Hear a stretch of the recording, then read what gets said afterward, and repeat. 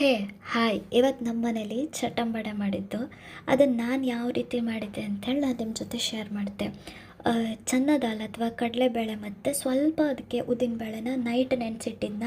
ಆಮೇಲೆ ಬೆಳಿಗ್ಗೆ ಎದ್ದು ಅದಕ್ಕೆ ಒಂದು ಸ್ವಲ್ಪ ಎಲ್ಲ ಫ್ರೆಶ್ ಹಸಿಮೆಣಸು, ಹಸಿ ಶುಂಠಿ, ಸ್ವಲ್ಪ ಕರಿಬೇವಿನ ಎಲೆ, ಆಮೇಲೆ ಈರುಳ್ಳಿ ಇದು ಮತ್ತು ಒಂದು ಸ್ವಲ್ಪ ಉಪ್ಪು. ಈ ಬೇಳೆನ ಅರಿಯುವಾಗ ಅದಕ್ಕೆ ಸ್ವಲ್ಪನೂ ನೀರು ಹಾಕಬಾರ್ದು. ಆಲ್ರೆಡಿ ನೆನೆಸಿಟ್ಟಿರ್ತೀವಿ, ಆ ನೆಂದದ ನೀರೇ ಸಾಕಾಗಿರ್ತದೆ. ಮತ್ತು ನೀರೇನಾದರೂ ಹಾಕಿಬಿಟ್ರೆ ಎಣ್ಣೆಲಿ ಬಿಡುವಾಗ ಅದು ಸಿಡಿತದೆ, ಮತ್ತು ಅದು ನೀರು ಹಾಕಿದ್ರೂ ಅದು ತೆಳುವಾಗಿಬಿಡ್ತದೆ, ಗಟ್ಟಿ ಬರೋದಿಲ್ಲ. ನೀರು ಹಾಕದೇ ಹಾಗೆ ಇರಬೇಕು.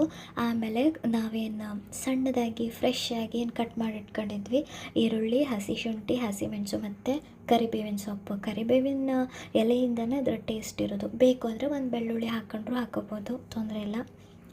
ಸೊ ಚಟ್ಟಂಬಡೆ ಅಂದರೆ ಅದ್ರ ಶೇಪು ಚಪ್ಪಟೆ ಇರಬೇಕು, ಆವಾಗಲೇ ಅದರ ಟೇಸ್ಟ್ ಇನ್ನೂ ಚಲೋ ಇರ್ತದೆ. ಆಮೇಲೆ ಡೀಪಾಗಿ ಫ್ರೈ ಮಾಡೋದು. ಅದನ್ನು ಎಣ್ಣೆ ಕಾದ ತಕ್ಷಣ ಎಣ್ಣೆಲಿ ಬಿಟ್ಟು ಅದನ್ನು ಫ್ರೈ ಮಾಡಿ ಅದನ್ನು ಕರೆದು ಬಿಸಿ ಬಿಸಿ ಚಹಾ ಸಂತಿಗೆ ಬಿಸಿ ಬಿಸಿ ಚಟ್ಟಂಬಡೆ ತಿಂದರೆ ವಾವ್.